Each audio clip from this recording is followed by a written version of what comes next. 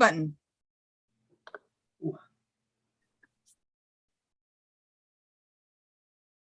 All right, everybody, welcome back to the Odious Soul. We have the day after Hump Day today because I kind of screwed up and planned a business trip to Boston. So I was in an airport last night at 9 o'clock when we were supposed to go live. So my apologies.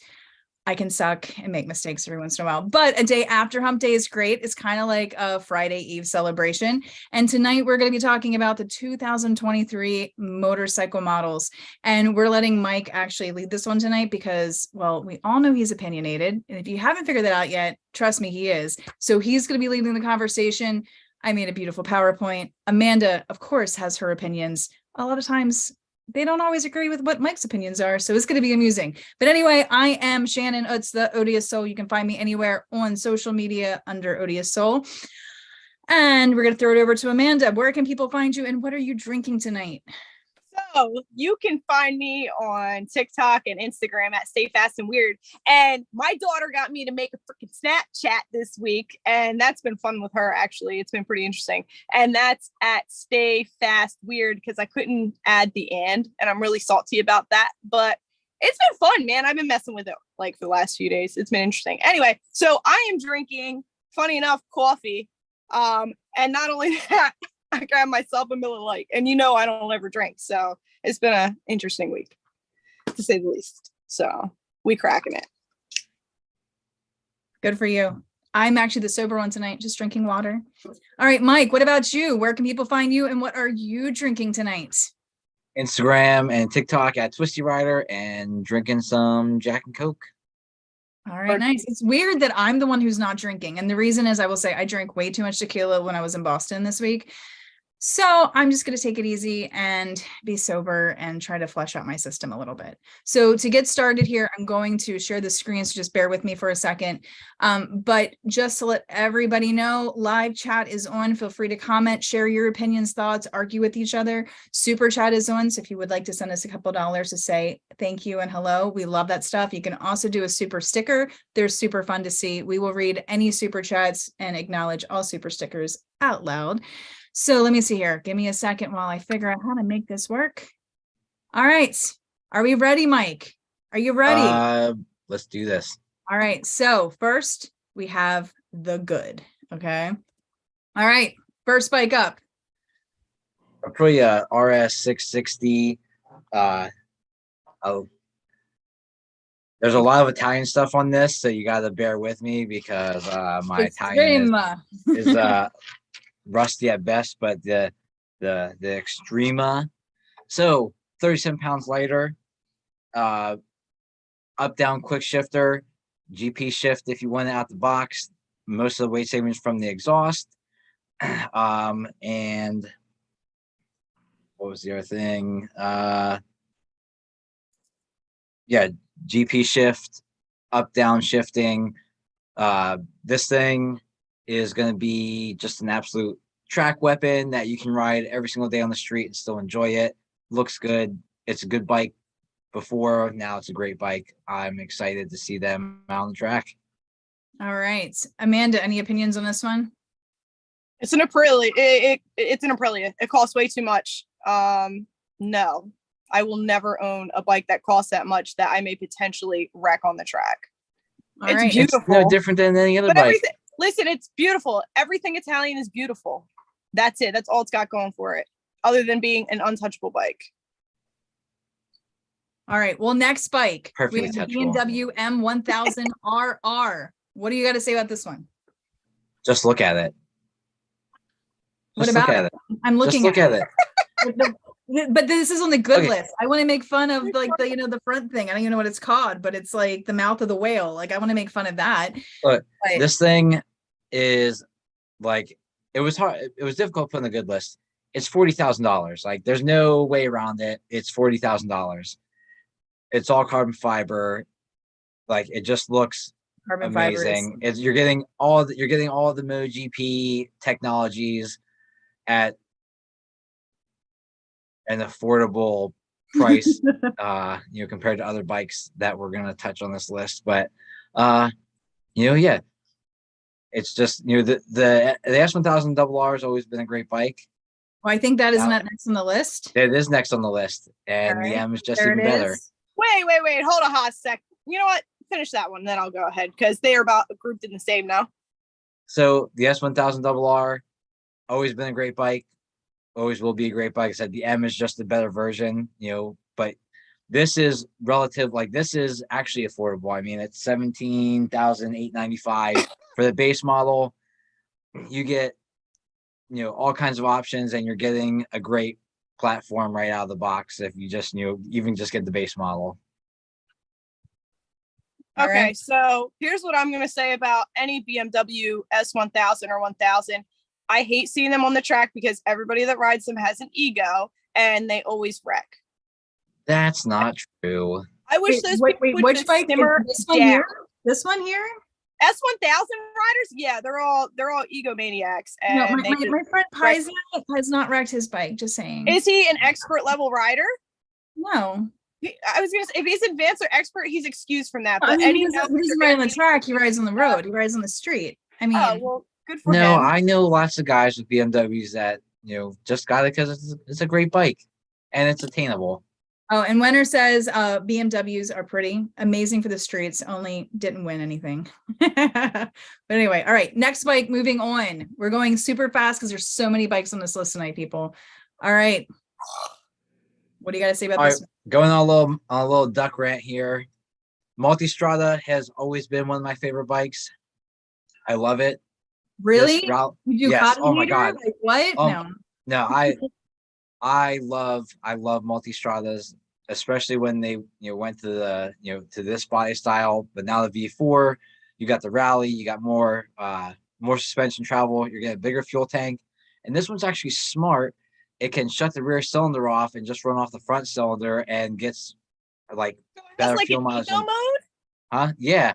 So as long why as you're not, would it even need that? I mean, it's pretty cool because it's more off road. It's like you don't need a V4, 1200 cc, like 1260 cc motor off road. So when you're just putting along on like the dirt trails and getting your way through, it shuts off the rear bank. You cruise along. When you need to rip it on the highway and ride like a hooligan, you've got like 180 horsepower, I think it is. So it's a win in my book. And then, like I said, with the bigger fuel tank, more suspension, it's more capable off road with even more fuel mileage. Which if you're truly running off road, fuel is everything because that's your lifeline to the world. Word. All right, next bike. We have the Ducati Panigales. So R and the V4 SP2. yes, just these two. The regular V4 and the S didn't make my good list or the bad list. They're just But the new R and the SP2, they're gorgeous. They're expensive, but they're no more than the BMW, the M1000RR, and dry clutch. And I don't care what anyone says. If you don't like dry clutches, not only are they great, but they just sound that. It's I hate that sound, dude. It drives a me up Ducati is not a Ducati unless it has a dry clutch. I agree with you. I agree with that wholeheartedly, but I don't like pulling up. I don't like a Ducati pulling up. I don't ride the street anymore, but when I did, I used to have a friend who had God, I don't even remember what he had. He'd pull up next to me. I was looking around the 600 like, oh, what's wrong with my bike? Am I leaking oil again? Because Gixxer 600, But yeah, no, I hate that sound. It would like throw me. It's the way every Ducati should sound. Sure. All right. Next bike, another Ducati. Another Ducati made the good list. My God. There's a few on here. It's a good looking bike. I like it. It's 208 horsepower. But is it a good looking bike?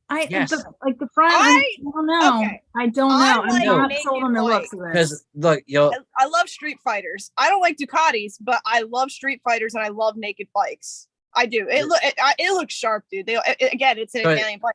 It looks good. It looks good.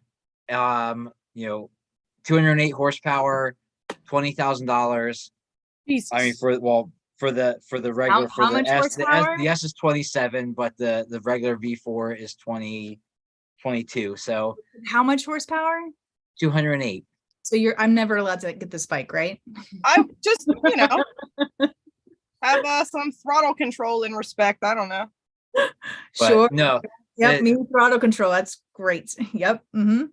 You should have throttle control on the track, Shannon. I'm just joking. I'm just joking. I know. I'm busting. They could give me on a straight. You're getting Panigale performance. Boo. You're a little more comfortable, and it still looks good. It's not Panigale pretty, but it still looks good. Let's go on into yet another Ducati. Jesus Ducati Monster SP. I love monsters. Oh, the monster. Can't deny. I've always loved the monsters. There's always gonna hold a soft spot in my heart. They're great bikes. The 1200 R of the mid 2000s was a bit much for the chassis, but I think they got it dialed in pretty good here. And like I said, the only thing this bike is missing is dry clutch. If it had a dry clutch, I don't know. If it had a dry clutch, if it had a dry clutch, I'd probably have an order for one right now. And I have to admit, like the headlight, when I was looking at the pictures of people riding the bike, like on a track, the headlight wasn't as offensive. Like right now, it kind of looks like, a mythical creature, with the one eye. What is it called? A cyclops. But it doesn't look that bad when they're actually riding it. I will say that. But I mean, this is starting to turn into like a Ducati commercial. So I'm really hoping the next bike is not a Ducati. It's not. I'm just sick of looking at Ducati. Not that these bikes are pretty at all. I mean, okay. But so I'm very have purpose. All right. The V-Stroms are awesome. They've always been awesome. Now they're freaking sweet. You got the 800, which is the new twin. We'll touch more on that with some more bikes, but great. Like from everything I've read, everything I've seen, and this whole list is all, my personal opinion. I haven't ridden any of these bikes. I haven't seen these bikes in person yet. I can't wait to ride some of these bikes and get more feel for them and see some of these bikes in person to see if my opinions change at all. However, what I'm seeing, what I'm reading, everything, I like them. I've always liked the V-Stroms. They're even more off-road capable than than ever. The 1050 is, everything I've read on these bikes is awesome. The 800 and the 1050 they have like a mode for like low speeds, like almost like an anti-stall. The 800 does have an anti-stall. The 1050 has like a mode just to make it easier on slow accelerations and difficult accelerations and stuff. So, you're getting cool technology. All these bikes now, like the screens on them, you're all getting like 5-inch plus, like digital, like LCD screens. They're just, and they look cool. If you don't like them, I don't know what to tell you because that's a cool looking bike. I just won't ever buy one. That's all. Next one, another Suzuki. Yay! All right. I know there's at least one other person here that likes this one. Well, we'll get to her in a minute. You first, Mike. You first. Right. And then Suzuki GSX. I'm gonna hit a button and we're gonna have a little experience. Okay. All right. I am an experience. This bike is a great alternative to the Yamaha MT-07. Besides that, this is going to be a great platform to be a rival to the R7 as well. If they can make this into a sport bike. MT-07 came out before the R7. It was a huge success. I hope this is a huge success. And I would love to see the Katana make a comeback with like a legitimate, because the Katanas they just never had a chance because they can't make it a GSXR. They can't make it a GSXR. The Gixxer boys will not. It's not a GSXR. It's a parallel twin. This could be a great platform to make a great name for the Katana name, which should be awesome because Katanas are awesome. Nah. All right. Well, I'm hitting the button. Okay. So this bike right here is. This bike is a Yo, I love that. That's fucking Amanda, great. What do you want to say about this bike? I don't know. I can't stop fucking laughing. Okay. So I think Suzuki did a great job with this, although the white and blue one looks way better. I don't like this. I'll tell you what I don't like. I don't like the blue. 0607 GSXR blue was the best blue, by the way. I know. JK Pioneer in chat. He's saying he loves the blue. So no, well, I like the blue. They don't know they don't know the Suzuki colors. They have to. They gotta differentiate from the GSXR. I kept my mouth shut. I did it. Okay. So I think this is a great bike. I mean, you already have the GSXRs, you know, the 600, 750, blah, blah, blah, blah, blah. We had a 250 for a hot minute. They stopped making those. They're boring. They're not even fun. And then what else? Oh, and then they got the SVs and all that. This is like a perfect version of like a lot of that mashed up. Well, I personally think. I could be wrong. This is replacing the SV. It's rumored to be replacing the SV. Calm down. Don't get on the SV boys. Okay. The SV is a great bike. It is a great bike. This is better though. Parallel twins. It is better. I love that it can rival the R7. I mean, I don't know. Yeah, I love this bike. Forgot what I wrote because you guys let me drink. How dare you? Oh, you know what I like though? You know how like every GSXR ever, every Suzuki ever, you have to pull the clutch in to start it? You don't have to do that anymore. I did not know that for the Suzukis. I had no freaking clue. It was like the best thing I learned when I looked up that bike because I could care less about tech and all that. But all right, go on. Let's hit slow ass Honda. I'm having some things here. Hold on. We have to hear that again. Sorry. Okay, anyway, next one is Honda. So I'm not a huge Honda person. CB750 Hornet here. Another great alternative option to the extremely dominant Yamaha MT-07. Just, it's great to see something different, out there versus just everybody riding. Like, I love Yamahas, but to see everybody on Yamaha kind of takes away that rivalry of, like my bike's better than yours. I don't know. It's, the more bikes we have in that category, the better a category can be. The more they're going to push technology in this twin class and just keep progressing it to get even more and more bikes in it. Another great platform for another 700 twin sport bike option. Maybe an RC, that could be pretty cool. All right. Anything else on this bike? Or are we moving along? It's a Honda. Nobody cares. Move. All right. And then we have the MT-07. Of course, that looks my love. And if you notice, I put it at an angle so we can see the new screen because I don't know what else you're going to say about this bike because it's like pretty much the same as it was last year, except for the new screen. So the only reason the MT-07 is on this list is only if we get the European model, which this is with the new screen. Not likely. And it's got Bluetooth connectivity and just a bunch of other like yuppie things, but I thought we were going to get it. Just it's not going to be available until May. From what I read, they weren't sure if we were going to get this one or not. So, okay. If we get it, great. The screen's cool. The Bluetooth is cool. You can keep your phone in your pocket and it'll pop up on the screen and all that, and that's all fine and dandy. But other than that, I mean, it's the same bike it's been.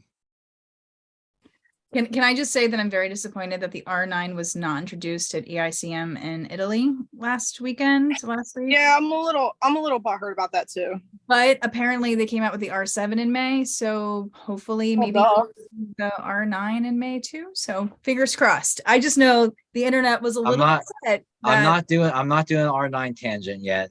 Okay. All right. So we'll say that for another day. And then I was surprised I didn't see the Tenier on this.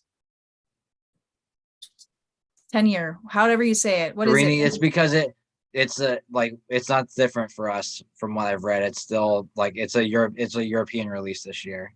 All right, well then I'll move on. All right, what about these two? KTM 450 was it SMR and the Husqvarna FS 450. 450 track weapons, mini track, mini moto, complete annihilators of everything. Like absolutely. They're just gonna be awesome bikes, and if any of my friends get one and want to let me to go for a ride on either one, I'd be more than happy to to try ripping that thing around, because 450s are just nuts. Like, they've always been nuts, and they are just getting absurdly crazy now with like stupid amounts of horsepower, and they don't weigh anything, and just what you can do on those things, like the confidence you can go into a corner, like you just throw it in there. It doesn't even matter. You just fucking whip it in there. And yeah. Dude, it's exciting. They're beautiful bikes. And with how much mini moto is growing, like up here in the Northeast and everything, even like just everywhere, it's just going nuts. We'll get to that. Stop it. Move on. I got a whole show for that. Next one. All the Royal Enfields. I've always liked them since we got them here in the US. They're super cheap. They've just gotten consistently better every single year. You know, they're cool bikes. You know, if you just want something cheap to learn on and want the reliability of something new, this is a great route to go. I would, feel confident taking one of those anywhere. I mean, they're made in India. They got to get around India, and that's treacherous, terrain and stuff over there. So that's a very good point. Okay. All right. Mm-hmm. So now we have Ducati Moto E and the Kawasaki Hydrogens and Hybrids. I'm actually very excited about these. So let's move it. I was surprised. Quick. I was so surprised that this made the good list. I mean, blown, especially after last week's whole, electric vehicle conversation. These bikes are impressive and they matter to racing, like the Moto E bikes and all that. And I mean, hydrogen and hybrid motorcycles, are you shitting me? This is incredible. Like, why has it taken so long like we've had hybrid cars now for so long? Why are we just now getting hybrid bikes? And the hydrogen technology in a bike, that's in my opinion a very good viable option for future vehicles. So the fact that Kawasaki's trying it in a motorcycle, because motorcycles around the world are viewed differently, a lot differently than the US. Like here, they're toys. A toy. Yeah. A lot of places around the world, like motorcycles is how you do everything. So it's cool that they're experimenting and trying to get more fuel economy, and gas is getting expensive again. So I mean, it's been expensive for a while, but it's going back up again. So right on.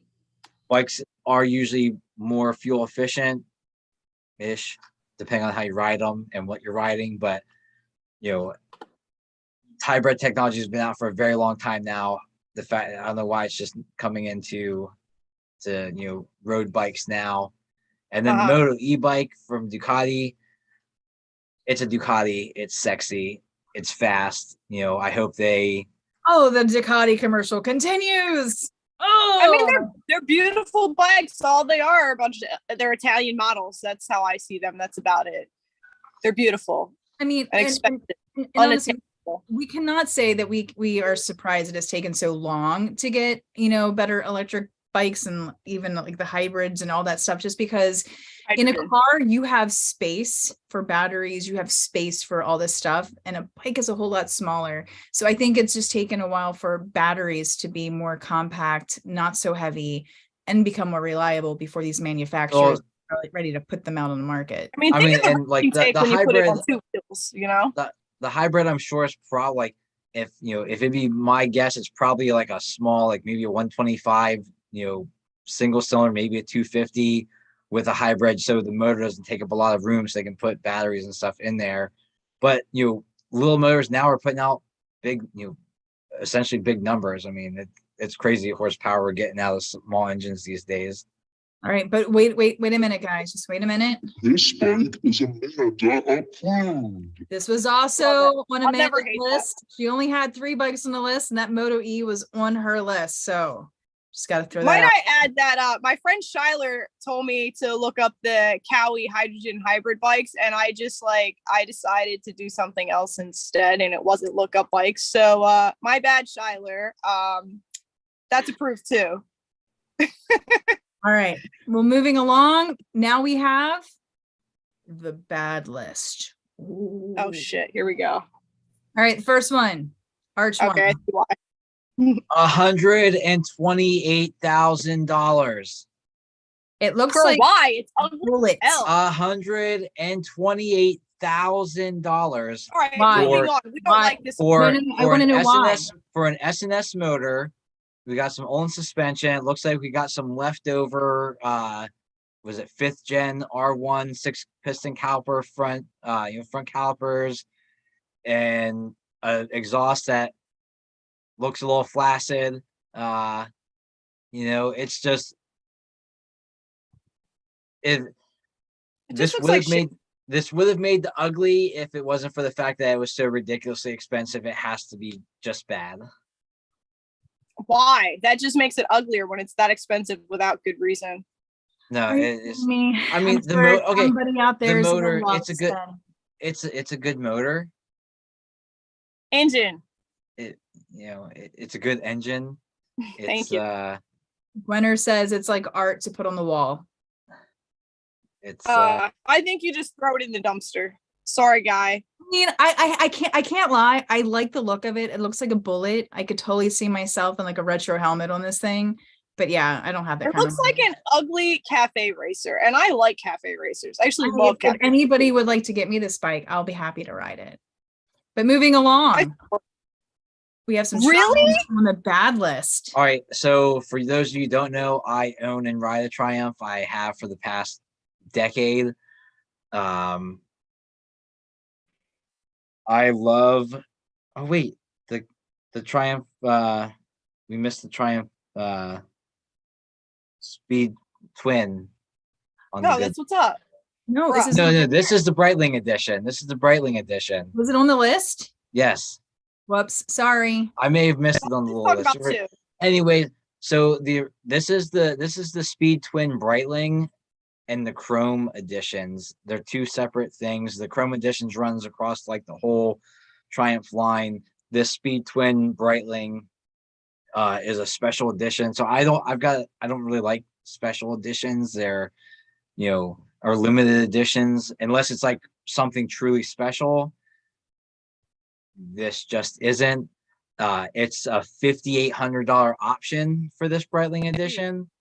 For that money, I would get a standard Speed Twin, and then I would then go buy the Breitling watch, which is slightly less expensive than the $5,800 option to have on the bike. I think the watch is what, 55? It's 53 to 55, depending on where you're looking. Or if you have any friends that work at like, a jeweler, you probably get a little less.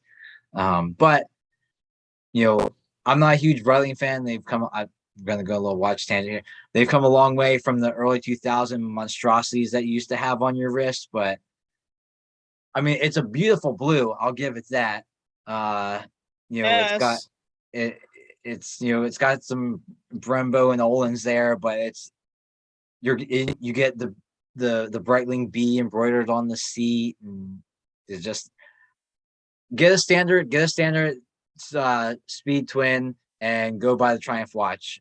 I'm telling you, you'll be happier with it. The watch will last forever, and I think, and you'll still get to represent, and you'll still get to represent Triumph. All I know is you're probably so happy because you can talk nice. about bikes and watches right on this slide here. So okay. And then the Chrome editions again, just find any more pics that I could actually use on here. So I do apologize for not posting some of the Chrome. But yeah, the Chrome editions are just they're fancy fuel tanks and Chrome bits and add-ons. Just not my style. If you like it, great, go for it. But I don't like the exclusivity of things like this. I forget how many of the Triumphs. Like talking about Triumph for this long. All right, Sorry. let's move on. Okay, let's talk about another Triumph instead then. Jesus Christ. What, the street triples on here? Really? Out of all bikes? So go on. I want to hear this. Okay, this was hard. Okay, so there's the Street Triple R, the Street Triple RS, and the Street Triple Moto 2. If they just would have called it the Street Triple 765, that would have made the list. It's $10,000. It looks great. It's a good bike. That's a great motor. But they called it an R. An R has Brembo brakes and Olin suspension. It has since 2011, and it has since the put an R on that. It's just labeled wrong. If it was just a 765, it'd be on the good list. But it's on the bad list because it's got the R designator. Because The of R- one dang letter. Yes. He's particular, man. You're He's killing me. particular. Gosh, you are so finicky. Now the RS could be great, but it's expensive. It's what is it? It's and the RS should be an R, but or it could be RS or R, but it's 12.5. That's a bit, it's a bit pricey to go from 10 to 12.5 for not that much more. And then the Moto 2, they're just mad. Like they should have done what they did, was it last year or the year before, and just done the Moto 2 like Daytona, like Moto GP bike, not put a Moto GP designator or like Moto 2 designator on this bike. It's $15,000 and they're only making 765 in each color. They're doing a yellow and a white. And if they would have done that with the full fairing and everything, I'd be all for it. That would have made the good list, but here we are on the bad list because it just for my mind, it just doesn't work. All right, well, but it's a great bike at $10,000. If you want it, get it. It's awesome. Well, we got other bikes to talk about, Mike. Okay. Move along. All right, RC8C, Aprilia RC4, Extrenta. They're both amazing bikes. They're both amazing bikes. So pissed that this KTM RC8C is on the bad list. But go on, tell us why. The reason both these bikes, but particularly the KTM, because I know about this one a lot more. They made 200 of them. They sold out in 2 minutes. 2 minutes. You can't even get one. How can it be on the good list if you can't even get it? Everybody wants what they can't have. All right, well, hold on a second. Hold on. Let's give it Amanda. Why Amanda? Why is this on your good list? Why do you want why is it on my good list? First off, look at it. It's a beautiful bike. KTMs are excellent bikes. There's very little to be said about them being bad or whatever, other than the fact that you can't get it. And look at the I've worked on KTMs. Trust me, there's some bad in there. Listen, I'm sure there are. Everything has its flaws, but I'm going to tell you, I would absolutely, undoubtedly ride any KTM that was handed to me. And I do ride any KTM that's handed to me. And one of my friend Dre has a KTM. Yeah, you never look a gift bike in the in the face. I mean, come on, like if you're giving a bike, you're gonna ride it regardless, right? I'm not being given, I've never been given bikes. I've always bought people bikes. Okay. I've never been given a bike, but I'm talking about riding like a friend's bike or something. You know what I mean? Like that sort of thing. Anyway, excellent bike. Thing's so awesome. Just look at this dang specs. Dude, I have nothing bad to say about that bike other than you're a jerk for being a jerk for the bike. Other than its exclusivity. It is exclusive, but look at the H2R fiddles. Yeah, the H2R. Yeah, the H2R. You can only get that. Yeah, but that's a rubbish bike. So, like, I'm shutting my mouth and being nice, just to let you know. So go on next. Why do we hate the Aprilia? And the Aprilia, same thing. It's 50,000 euros. 50,000 euros, and they're only making 100 of them. I'm sure it'll probably sell out in some ridiculous amount of time. And well, if I even see either of these two bikes, I'll be extremely happy because I mean they're beautiful to even look at.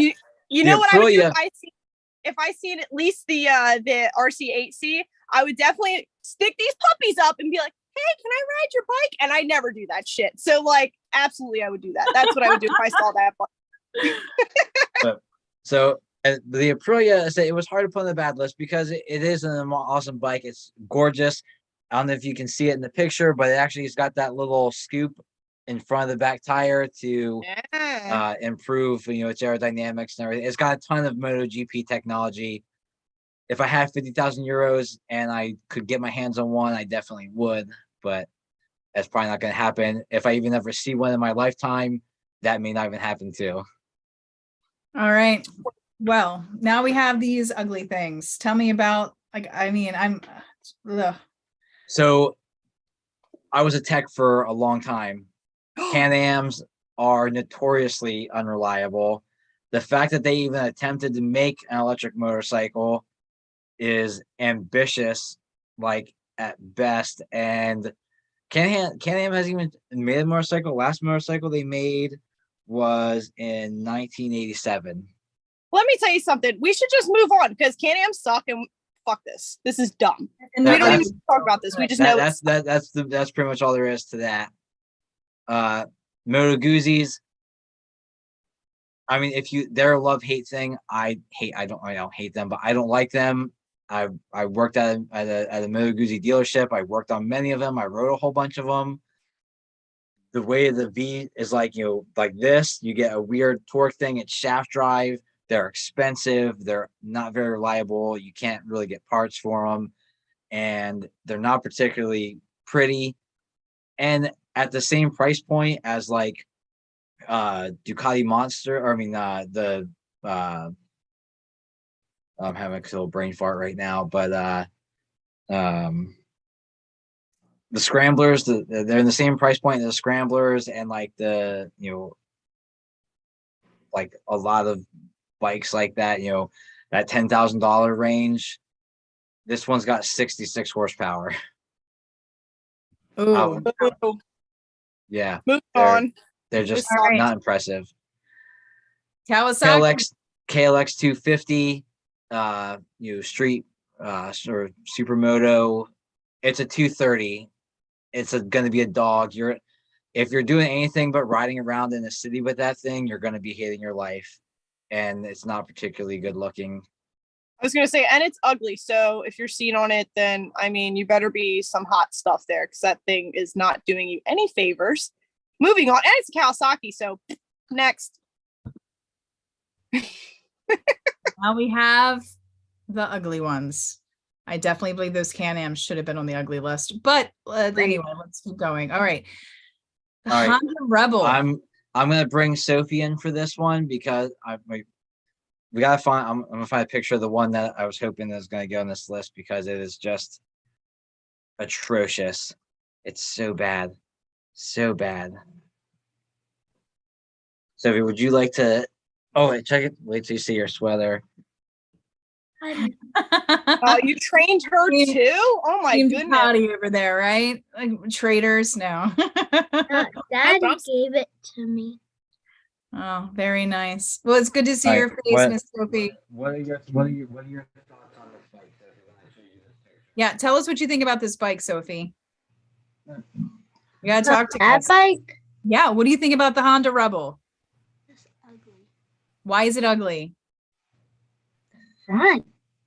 It's just ugly. I feel bad for the bike. You feel bad for the bike? It feels ugly too. The bike feels like, I mean, I don't think it looks ugly. I mean, I think it's very much, I think somebody who don't be nice to it. Don't be nice to it. I have to be nice to it. I mean, we're talking mostly about like, a certain kind of bike here. And like we're covering like Harleys and things like that. And like look at that thing. And that red color. This is perfect for the guy who doesn't want a Harley but wants like the Harley, No. On that note about the guy, no guy would ever ride this thing. So this is a chick bike. Honda Rebels. Okay, now we're too far. Honda Rebels have been around for a very, very long time, and they've almost exclusively been ridden by women and lesbians. All right, so like I'm offended. So you don't think and this is automatic. Oh, ew. Oh, okay. oh, don't do that. Get this off our list. It doesn't Okay. even deserve. All That's right. what the DCT is. It's an automatic. Oh, Yeah, so yeah. You would have Let's explained move that on. from the get-go. I would have been like, oh yeah, no, that's not even a real bike. Like that's a cheater bike. That's BS, bro. Okay. So All right. yeah. So besides being ugly, it's an automatic. I mean, it's just no. Like, Let's just move on. Now, I was surprised you have the BMW M1000RR on the good list, and then you have the BMW M1000R on the ugly list. And don't get me wrong, I don't even know one what less R. things that are coming off the side. I have no idea what that is. because but while Ducati did the Street Fighter V4 so beautifully and so well. BMW tried to replicate that with this, and before all the canards and everything, like the S1000R is a great bike. M1000R, it's ugly, like, you know. And this is this is probably its best looking angle too. You get at one of the ones where you can like really see the canards hanging off the side. I mean, it is. You got its good side, and it's still questionable. Yeah, it just looks like there's so much stuff that's covered up. Like, I don't know. Like, I definitely think it's smushed. It's smushed. It's just just like everything Ducati did right, BMW did wrong on this one. No shit.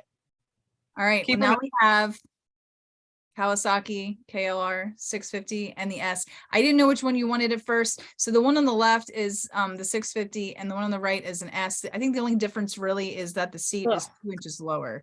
So why is this on the ugly list? They don't look that ugly. I've seen some uglier bikes on this. I mean, so it's ugly. And the KLR, so the KLR is a dual sport. It's supposed to be used on-road, off-road, be able to do it all, right? It can't do any of it. Like I've ridden many a KLR 650s, and they're terrible on road, they're terrible off road. I took one from on road to off road, and it tried to kill me. Like they're for something that's supposed to be able to do everything well, it can't manage to even do, like, if it could do one well and the other one I could live with it, but it's not good at anything. And it's ugly. Like, it looks like they tried to get like a Dakar feel and just didn't nail it. At least to me, in my eyes. 2 green garbage cans. Gross. All right, well, speaking of weird green colors, let's talk about this one. The bike. The green one? Yeah. Oh, Sophie has a quick one on the KLR real quick. Okay, yes. Go ahead, Sophie. It kind of looks like they tried to make a remake of Daddy's car, but a motorcycle. Thank you for calling my car ugly. Okay. No, that is not the same color green at all. What do you have? A Subaru Forester, right? Well, let's. Yeah. Okay. You have an Outback. You have an Outback. Outback. Oh, you have an Outback. That's right. Yeah. What the fuck? How did I fuck that up? I knew that. It's that green color. All right, so here we have another green color. Okay. I can't wait to hear what you have to say about this one. Okay, so the Street Fighter made the good list. It's beautiful. This thing, I mean, it looks like a very ugly Christmas tree. No, wait, hold on. Do you know what it reminds me of? It looks exactly like it. Go ahead. I'm gonna say it. Hold on. I just need you guys just hold on a second. Okay, ready? I think we're on the same page. Yeah. It's. Yep. It's bad. That is what I thought of as soon as I saw this bike. I was like, I wonder if that was the inspiration, because Lamborghini fucked up on that. Well, no, I mean, Lambo has an ugly ass car with the same colors. That's it's the oh, trust me, I got all the notes here. It's based off the Hurricane STO. So there's 630 of these bikes that are going to be out there. Yeah, and let me tell you, there's going to be a bunch of ballers who are going to have the bike and the car in their garages. Oh, don't worry. Little things. All the guys who own the NJMP, the villas, all the rich car guys, now they got their bike to go take down to the pub. So 630 of the standard ones. So there's 630 of this exact one right here. And then they're doing 63 special clienti units, which are like, I'm guessing, special clients, where 63 Lamborghini owners, if they so choose, can have their own special, like, customized one. Ooh. So the standard edition is $68,000. If you're one of the 63 lucky people with a Lamborghini that has the opportunity, I mean, there's more people that have the opportunity, but 63 people that can actually get their hands on the other one, $83,000. Wow. And with that, for that extra $20,000, you get to pick the colors Oh well, I mean, if you to match your match your Lamborghini. Of course, because your bike has to match your car. I mean, if you're a And- baller, you gotta have right. All was that matching so stuff. that's 693. All 693 models are spoken for. They sold out in a couple days. You know what? That's so fucking dumb. All right, well, let's move on because we are not privileged and rich and can't afford any of this shit. So, all right, now it's time for ready? No. Amanda's rants. It's your turn, Amanda. It is your turn. All right. Hold on. I'm gonna stop the share here. Give me a second. I gotta find my Zoom. Are we good? Yeah, we're good. Okay, so now we're all back on the screen. It's Amanda, it's your turn. And we got time. We got like 10 minutes. Yeah, I got some time. I told you I was gonna go through them. I'm so proud of you, Mike. You did a great job there. And Amanda, I'm proud of you too. I mean, you barely cut in. So I'm very proud. I barely cut in and I barely said the F word. I'm super proud of myself. I know look at the growth. I love it. I know I'm doing so well. I'm like the best version of myself ever. Now it's your show. You get to take over for a little bit. Taking over. So I'm gonna rant a little bit. I freaking hate technology on bikes. Okay, I absolutely hate it. I feel like if you can't feel and ride your bike, you shouldn't have tech.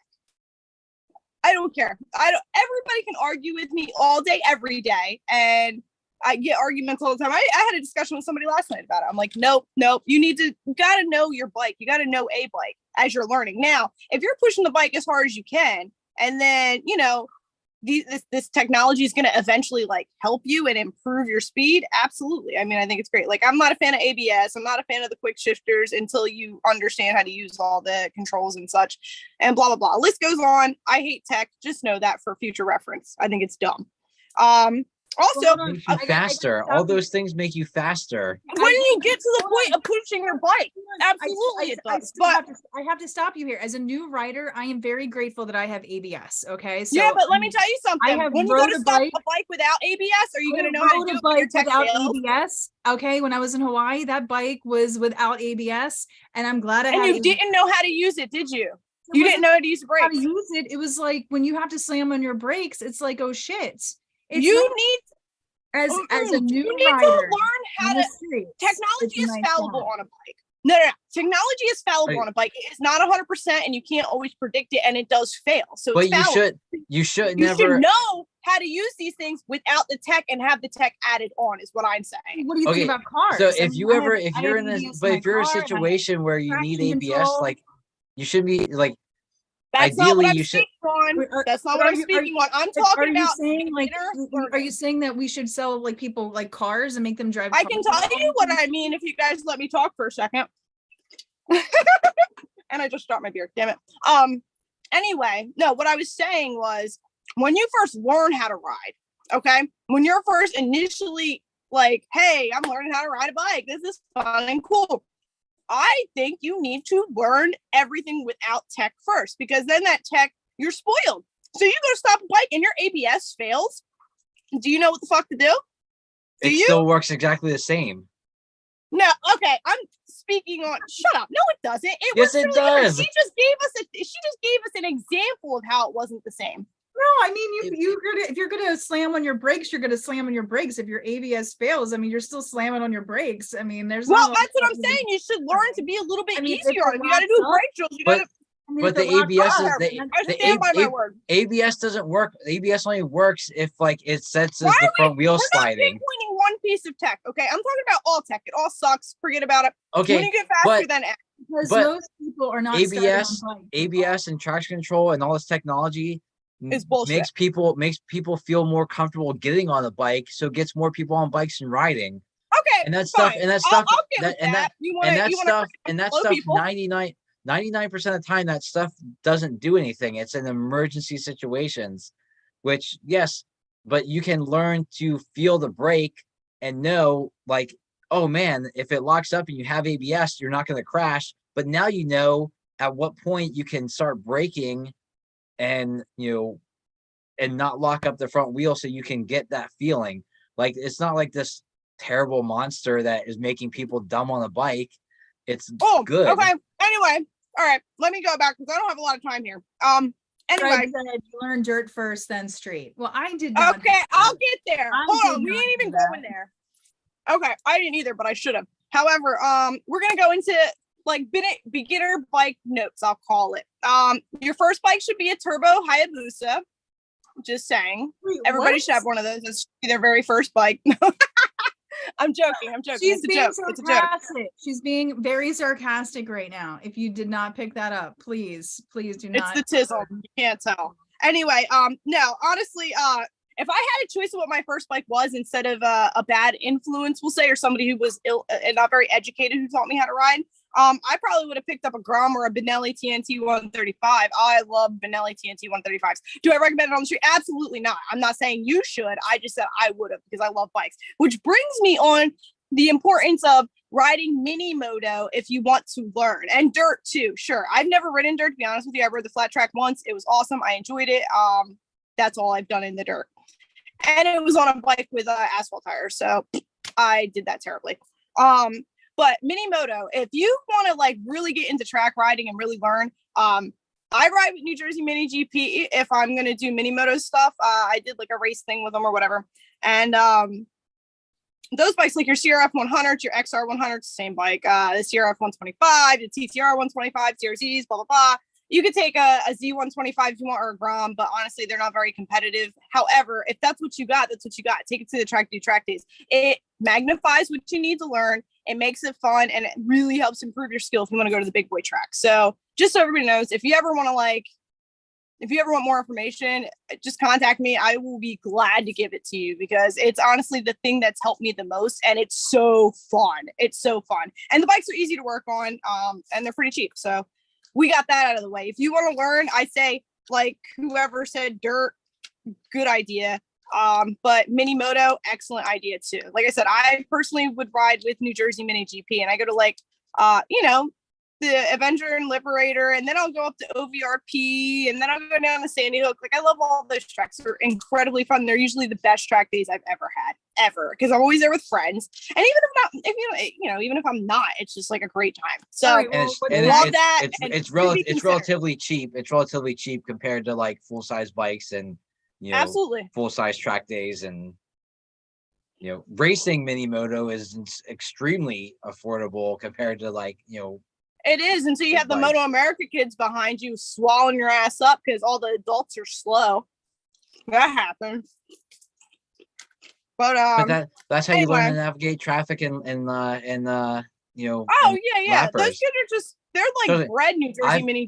I've seen that blue flag before. It's you learn. It helps everybody learn and grow.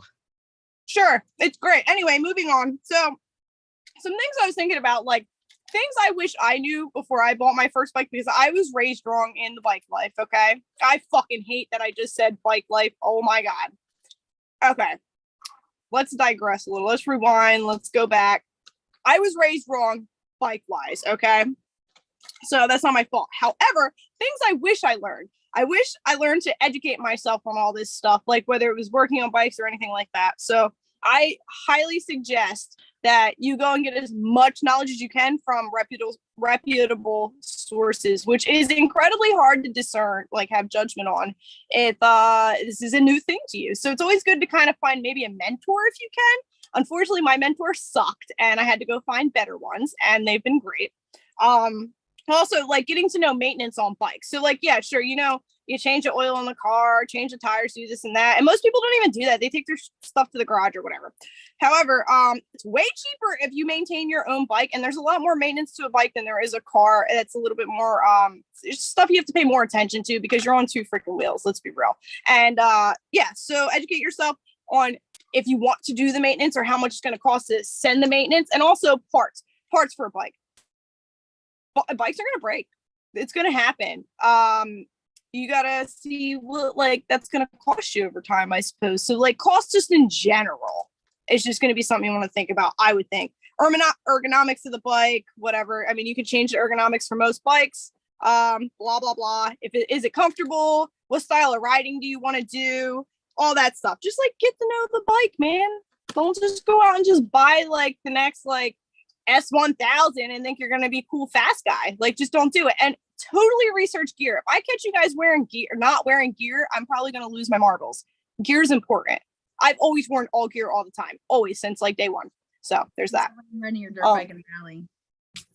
I say go buy the bikes and don't do the maintenance yourself. Bring it to me and let me do the maintenance for you, because then I make money. Okay, I'll second that. But like, I want people to be able to like thrive in the sport, and they can't afford that. So I think, listen, personally, hey, I'm cheap. I'm cheap. I think people But no, should know how to do it. It doesn't like, mean they have to do it all the time. Listen, at minimum, anybody riding a motorcycle, clean your chain, lube your chain, adjust your chain, check your tire pressures. Like that's, and put gas in the thing. But yep.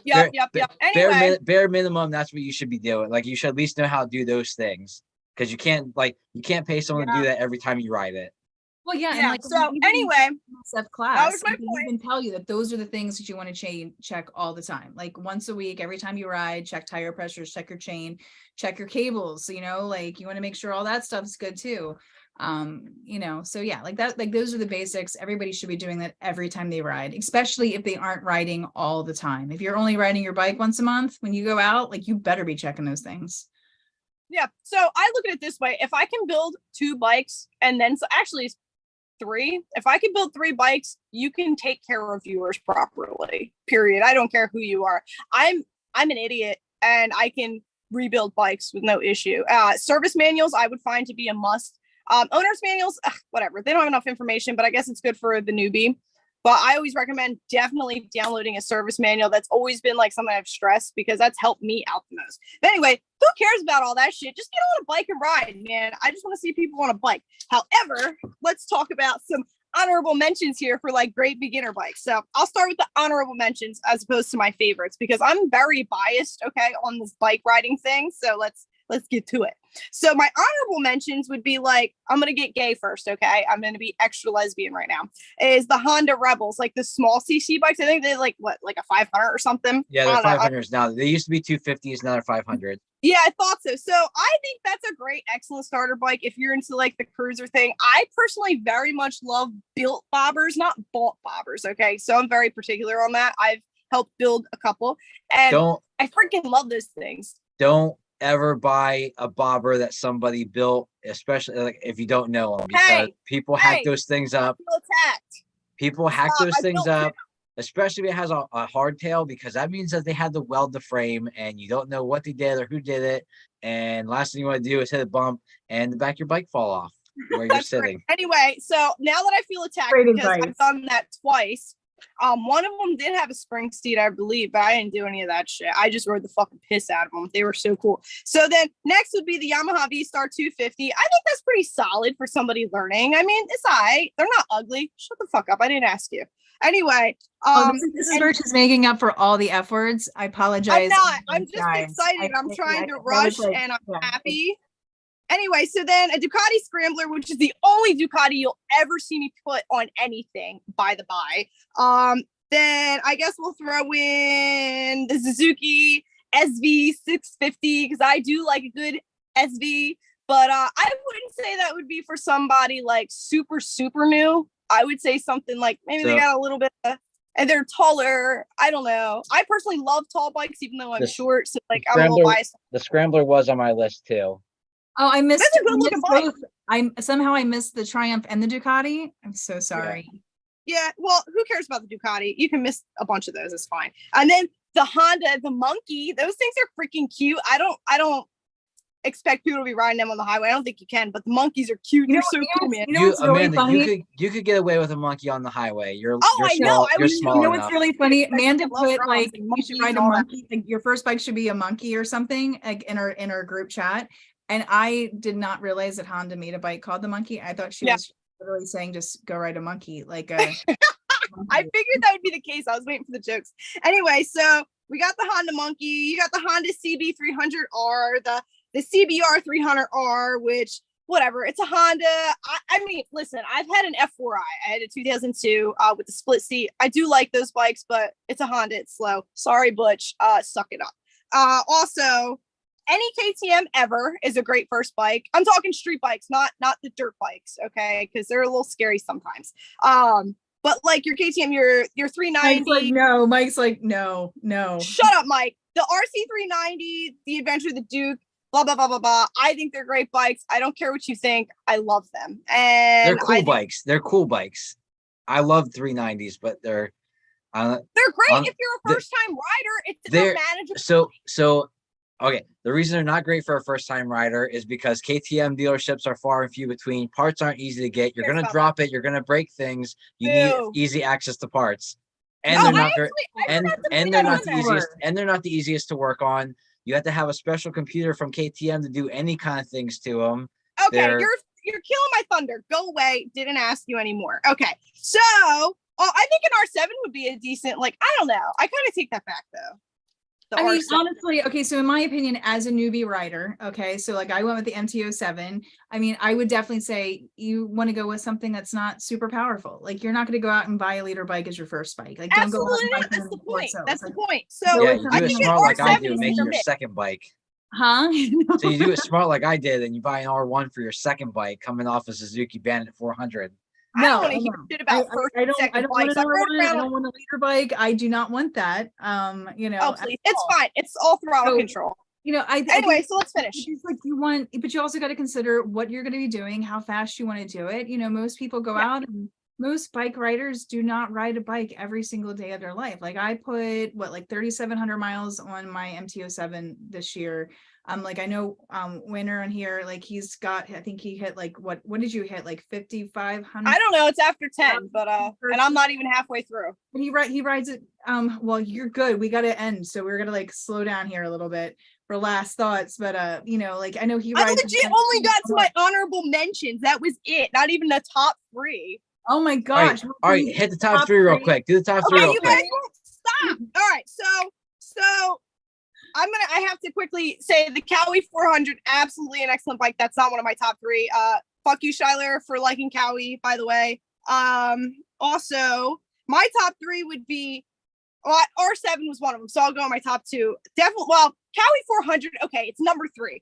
And then you have the Yamaha MT-03, I think is an excellent first-time bike. And of course, even though it's like my 6th fucking bike, the Yamaha R3, because it's great. But I'm going to tell you the things I don't like about it real quick. There's only 2 things I hate about this bike. It's if you have stock fairings, which I do not, because I have the armor bodies on there.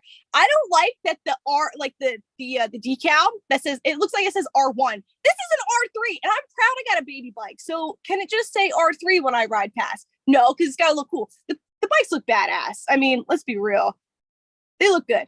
Anyway, so I hate that, and I hate the front brakes. The brakes suck. The reservoir is giant. It's like, if I want to change it out, I have to legit put like a Domino short throw throttle on there. So I have to spend extra money. So I'm kind of in that conundrum now, where I have to change the front brakes from like caliper all the way up, right? So reservoir and such.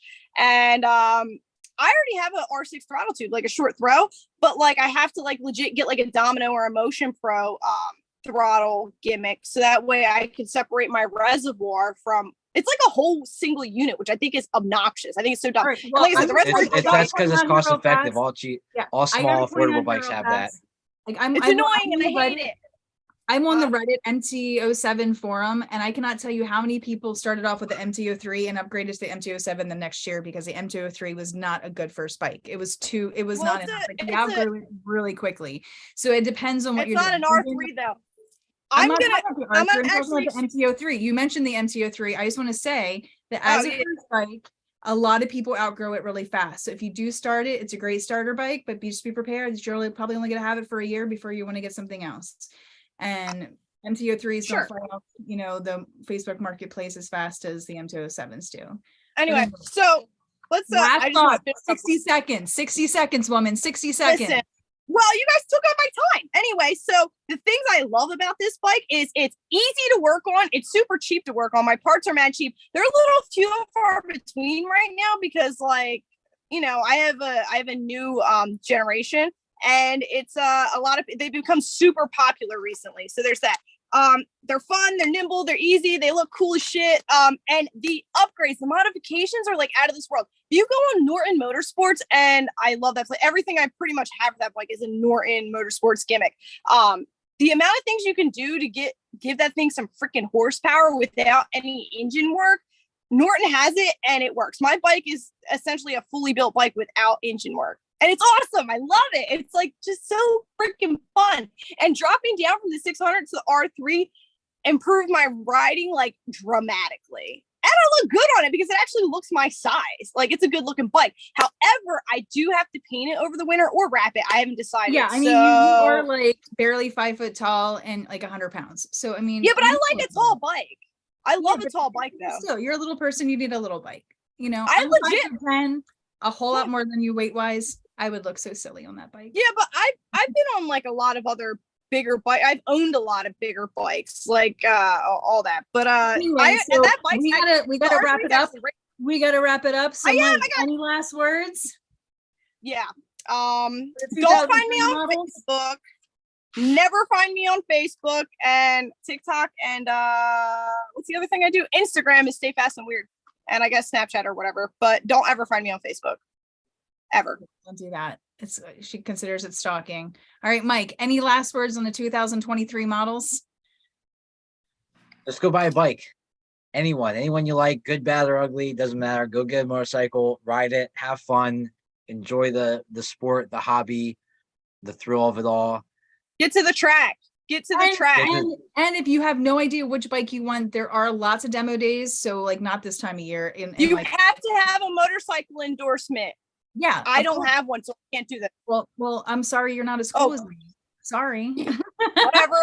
Good thing you don't ride on the street, right? I was raised a Busa, bro. Yeah, good thing you don't ride on the street and you've never ridden on the street, I guess.